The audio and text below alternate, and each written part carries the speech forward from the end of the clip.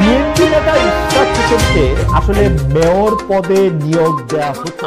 কৃষিদের পর আবারও আরেক নতুন তামাশার দিকে হাঁটছে বাংলাদেশ। আর এই তামাশাকে প্যাট্রোনাইজ করছে পেছন থেকে সম্ভবত এই সরকার।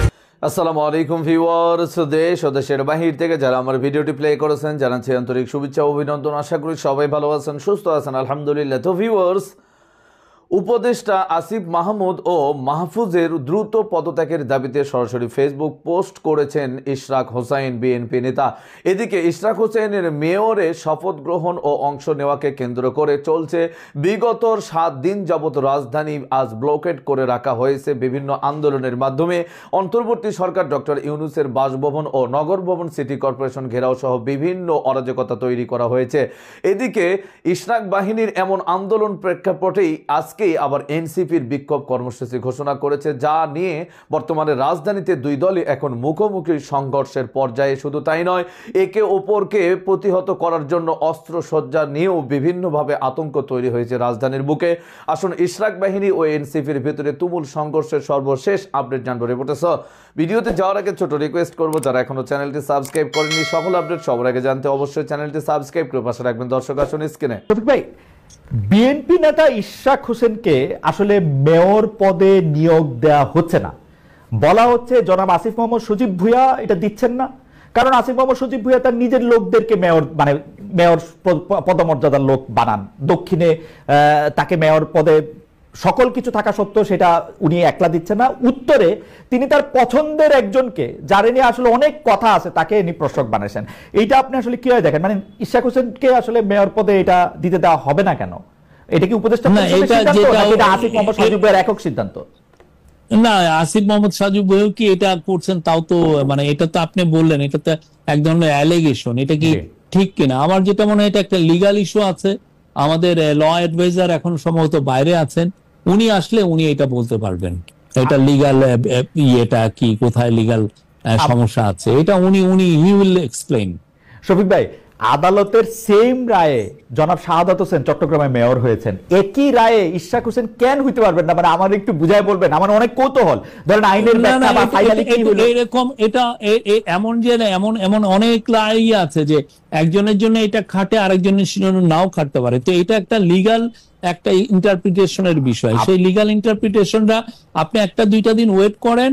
আমাদের ল অ্যাডভাইজার আসতেছেন, উনি সাউথ আফ্রিকা গিয়েছেন, উনি আসুক, উনি এটা এক্সপ্লেন করতে পারবেন। এই মুহূর্তের বিবেচনায় কি আপনারা বিষয়টা এক্সপ্লেন করে একটা ইয়া দিতে পারেন? মানে প্রেস উইং থেকে এটা তো ওনার জায়গা, এটা তো ওনার জায়গা, এটা ভেরি মাচ ওনার টেরিটরি, আর এটা লিগাল ইস্যু আছে এখানে। তো উনি এসে এটা বলবেন আমাদের ধারণা। মানে উনি তো আদালতের রায়, মানে সুপ্রিম কোর্টের রায় তিনি আসলে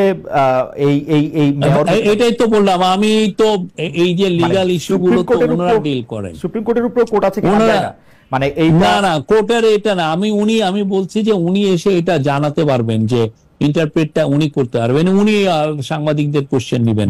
কোনো চিন্তা, আমরা যথেষ্ট ট্রান্সপারেন্ট করবেন। আপনার যেটা হচ্ছে যে 2-1 দিন দেরি হচ্ছে, উনি আসুক, কথা বলবেন উনি। শফিক ভাই, সরকারের সবশেষ ঘোষণা অনুযায়ী জুনের 10 তারিখের মধ্যে জুলাই ঘোষণাপত্র প্রকাশ করতে হবে। গেল রাতে এক ফেসবুক পোস্টে আমরা জাতীয় নাগরিক পার্টির যিনি আহ্বায়ক আছেন জনাব নাহিদ ইসলাম, তারা বলেছেন যে জুলাই ঘোষণাপত্র ছাড়াও জুলাই সনদ, স্থানীয় সরকার নির্বাচন, গণপ্রশাসন নির্বাচনের কথা বলেছেন। আমরা দেখতে পাচ্ছি যে জনাব মির্জা ফখরুল ইসলাম আলমগীর, বিএনপির যিনি সেক্রেটারি জেনারেল আছেন, তিনি বলছেন সুপরিকল্পিতভাবে জাতীয় নির্বাচন পিছিয়ে দেওয়ার পায়তারা চলছে। আপনি বিষয়টি একটু বলবেন যে আপনারা আসলে কিভাবে দেখেন? 10 জুনের মধ্যে কি জুলাই ঘোষণাপত্র প্রকাশিত হচ্ছে? 10 জুনের মধ্যে জুলাই ঘোষণাপত্র প্রকাশিত হওয়ার পরে আসলে নির্বাচনটা কি ডিসেম্বর, জানুয়ারি, ফেব্রুয়ারির মধ্যে হচ্ছে কিনা? নির্বাচন আমাদের চিফ অ্যাডভাইজার বারবার বলেছেন যে নির্বাচন ডিসেম্বর থেকে জুনের মধ্যে হবে। আমি ওনার সাথে 9.5 মাসের মতো কাজ করছি। আমি একটা জিনিস বলতে পারি, উনি কথা একটা বললে কথা রাখেন, উনি কথার ব্যত্যয় করেন না। এবং আমি আমার ওনার অভিজ্ঞতায় বলি, আমি একবার ওনার সাথে কথা রাখতে পারি নাই, উনি কিন্তু আমাকে পরে বলছেন তুমি কথা দিলে তুমি রাখতে পারলে না কেন। ওনার এই জায়গাটা আমি দেখেছি। তা আমি আশ্বস্ত করতে চাই যে ইলেকশন ডিসেম্বর থেকে জুনের মধ্যে হবে, উনি এটা বারবার জানিয়েছেন। উনি কিন্তু কখনো কোনো এখানে আপনি কেউ বলতে পারবে না যে উনি একবারও বলেছেন যে ইলেকশন জুন মাসের 30 তারিখের পরে হবে। উনি বলছেন যে ডিসেম্বর থেকে জুনের মধ্যে হবে। তো এটা নিয়ে আমার মনে হয় কোনো ধোঁয়াশার কিচ্ছু নাই। বিএনপি যেটা চাচ্ছেন, এটা আমি যদি পলিটিক্যাল পার্টি হইতাম আমিও হয়তো বা চেতাম, ওনারা একটা ডেট চাচ্ছেন। তো সেটা নিয়ে আমাদের কাউন্সিল অফ অ্যাডভাইজার, মনে করছেন যে বাট আমরা এর আগে কিন্তু অনেকে মনে করছেন না আপনারা আমাদের একটু বেশি সময় ক্ষমতা আমরা থাকতে চান। ডিলে না না না, এটা একদমই এখানে কেউ আসেন নাই যে ক্ষমতা আঁকড়ে পড়ে থাকতে। এটা একটা আমি বলবো যে এটা বাজে ধারণা। না। সবাই একটা একটা গুরু দায়িত্ব নিয়ে এসছেন এবং এই দায়িত্বটা কমপ্লিট করে ওনারা চলে যাবেন। আর এই যে নির্বাচনের ডেটটা কেন দেওয়া হয় না, এটা প্রফেসর ইউনূসও কিন্তু এটা নিয়ে কিন্তু এক্সপ্লেন করেছেন। উনি কি বলেছেন? উনি বলেছেন যে এটা ডিপেন্ড করবে যে আমরা কি পরিমাণ রিফর্ম করছি। রিফর্ম মানে পলিটিক্যাল রিফর্ম। আমরা তো এমনি অন্যান্য রিফর্ম গুলো হচ্ছে অলরেডি কন্টিনিউয়াস প্রসেস। অন্য রিফর্মের মানে পলিটিক্যাল রিফর্ম, বিশেষ করে ভোটারের ইয়ের ক্ষেত্রে এইটার উপরে, এটা যখন এটা আমরা মনে হয় যে আমরা জুলাই মাসের দিকে বা জুলাইয়ের শেষ। দর্শক, স্ক্রিনে আপনারা সে সম্পর্কে বিস্তারিত জানলেন। এই বিষয়ে আপনাদের মতামত কমেন্টে জানান। কেউ ভিডিওটি স্কিপ করবেন না। ইশরাক ইস্যুটাকে কেন্দ্র করে রাজধানী প্রায় অচল। কি করবে অন্তর্বর্তী সরকার? বিএনপিরাও তাদের সঙ্গে একাত্মতা প্রকাশ করছে। এদিকে দেশের মানুষ ইশরাকের এই মেয়র থুতু দিয়ে হলেও এটাকে লজ্জাবোধ নিয়ে অনেকে পোস্ট করে যাচ্ছে। ইশরাকের কপালে আসলে কি রয়েছে, নাকি অন্তর্বর্তী সরকারের পতন ইশরাকের হাতেই? বিস্তারিত আপডেট জানবো রিপোর্টে। ইশরাক তো একজন জনপ্রতিনিধি, সে তো ভোটে অংশ নিছে, তার তো জনগণের কিছুটা ম্যান্ডেট আছে। এই সরকারের যে কয়টা উপদেষ্টা হয়েছে তাদের কি ম্যান্ডেট আছে? তারা কারো ভোটে কোনোদিন অংশ নিছিল? আরে তারা যে, তাদের অনেকে তো বাংলাদেশের নাগরিকই না, আমেরিকার নাগরিকত্ব নিয়ে আছে, সুইজারল্যান্ডের নাগরিকত্ব নিয়ে আছে, কানাডার নাগরিকত্ব নিয়ে আছে। বাংলাদেশের নাগরিক না হয়ে ওরা উপদেষ্টা হইতে পারবে, যেটা কোনো মেয়াদ নাই। আর আসিফ মাহমুদরা এখানে দুশ্চিন্তায় পড়ে গেছে যে ইশরাকের মেয়াদ কতদিন হবে। একজন লোক মেয়র হিসেবে নির্বাচিত হলে যতদিন তার মেয়র হিসেবে থাকার কথা অধিকার, ততদিন সে থাকবে। কাট হিসাব। ইশরাক ভাইয়ের বিষয়ে বলি, এই বাংলাদেশের রাজনৈতিক প্রক্রিয়ায় যে মানুষগুলো ফ্যাসিবাদ বিরোধী আন্দোলনে অংশ নিয়েছে, তাদের প্রত্যেকটা মানুষ তাকে স্বীকৃতি দিয়েছে যে সেই মেয়র। এটা প্রত্যেকটা মানুষ, একটা রাজনৈতিক দল বলেনি। আরে ভাই, ইশরাক তো রাষ্ট্রপতির তার সহযোগিতা দ্বারা মার খাচ্ছিল, সকল নেতা পালায় যায়, সে দৌড়ায় যায়, তাকে সেভ করছে। এই যে দেশের জন্য ডেডিকেশন, রাষ্ট্রের জন্য ডেডিকেশন, গণতন্ত্রের জন্য ডেডিকেশন, যে জেল খাটলো, অত্যাচারিত হলো, নির্যাতিত হলো, এরকম মুসলিম একজন মানুষ মেয়র হতে পারবে না।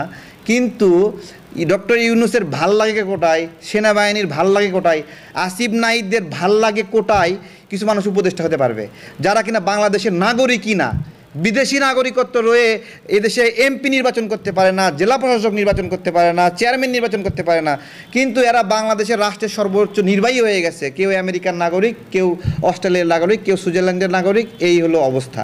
এখানে যেই আচরণগুলো করা হচ্ছে, এটা প্রমাণ করতেছে কয়েকটা বিষয়। এক নাম্বার হলো, এদের ঢাকা মহানগর দক্ষিণে নিজেদের মতো করে প্রশাসক নিয়োগ দেওয়ার খায়েশ, সেই খায়েশে বাধাগ্রস্ত হচ্ছে। এদের দুর্নীতি করার খায়েশ বাধাগ্রস্ত হচ্ছে। এরপরে আরেকটা প্রশ্ন সবাই করছে যে এনসিপি কোনো ভোট ছাড়া, কোনো নিয়ম ছাড়া ঢাকা মহানগর উত্তরে প্রশাসক নিয়োগ দিতে পারলো, আর জনগণ যাকে ম্যান্ডেট দিয়েছে সেই ম্যান্ডেট কারচুপি কইরা তাকে হারায় দেওয়া হয়েছে। সেই লোকটা আদালতে গিয়ে বলছে আমাকে হারায় দেওয়া হয়েছে, এটা আপনারা বিচার করেন। সেই আদালত বিচার করে দেখছে যে হ্যাঁ, আসলে তাকে হারায় দেওয়া হয়েছে অন্যায়ভাবে, সে 2 লাখ, 1.5 লাখ, 3 লাখ ভোট বেশি পাইছে আরও। তাহলে আদালতকে এই বিচার করতে দিবেন না আপনি? তাহলে এইরকমভাবে যত ভোটে যত মানুষ ক্ষতিগ্রস্ত হবে, হ্যাঁ, মানে তাহলে নিয়ম কি যে একবার কেউ কোনো সিস্টেমে নির্বাচিত হয়ে গেলে আইন আদালত কিছু আর ঠেলাই করতে পারবে না? এইরকম ব্যবস্থাপনা চাই যে আদালতে আর কেউ গেলেও ওই হয়ে গেছে তো হয়ে গেছে, এত কথা বলো কেন, যাও, এগুলো ভোটের বাক্স টাক্স সব বন্ধ করে রাখছে, এগুলো দেখার সময় নাই, এইরকম? তাহলে বিচারটা আসলে কি? ইশরাক ভাই সহজ সরল মানুষ দেখা এইখানে এখনও কিছু করতেছে না। এইখানে এখনও শান্তিপূর্ণ আন্দোলন আছে, এবং আপনারা আশ্চর্য হবেন না, দেখবেন যে এই সরকার এদের ওপর গিয়ে আবার মারপিট করতেছে। কারণ এগুলো তো আমেরিকার প্রেসক্রিপশনে চলতেছে, বাংলাদেশের বুদ্ধিতে চলতেছে না। আমেরিকার নাগরিকরা এখানে রাষ্ট্রের ক্ষমতা নিয়ে এনেছে খুব সুকৌশলে। বাইডেন বলছে না 29 মিলিয়ন ডলার এখানে বাংলাদেশে বিনিয়োগ করা হয়েছে বামপন্থীদের ক্ষমতায়নের জন্য। সেই বামপন্থী কারা? এই বামপন্থী হলো এই ক্লাবের মেম্বার উপদেষ্টারা। একসঙ্গে রাতে মদ খাওয়া একই ক্লাবের মানুষগুলো এখানে এসে উপদেষ্টা হয়েছে। এ ওর ভাই, এ ওর বন্ধু, এ ওর ক্লাসমেট, এগুলো মিলে এই কোটাই হয়েছে। এবং এগুলো যখন হতো না, যখন হয়নি, তখন এদের বিরুদ্ধেই কথা বলছে অনেক সেলিব্রিটি, যতক্ষণ পর্যন্ত পছন্দ মতো হয়নি। যেই পছন্দ মতো হয়েছে তার পছন্দের লোকগুলো এখানে উপদেষ্টা হয়ে গেছে, হ্যাঁ, তখন তাকে প্রশংসা শুরু করে দিছে, তাই না? তো এই যে দ্বিমুখী আচরণ, আমাদের আচরণ একবারে 8 আগস্টে প্রথম বলছি, কেউ যদি রাজনীতি করতে চায় দল গঠন করবে, কইরে নির্বাচনে অংশ নেবে। এইটা বাংলাদেশের একটা খারাপ অধ্যায় হতে যাচ্ছে, যে এরকম আচরণ এরা করছে।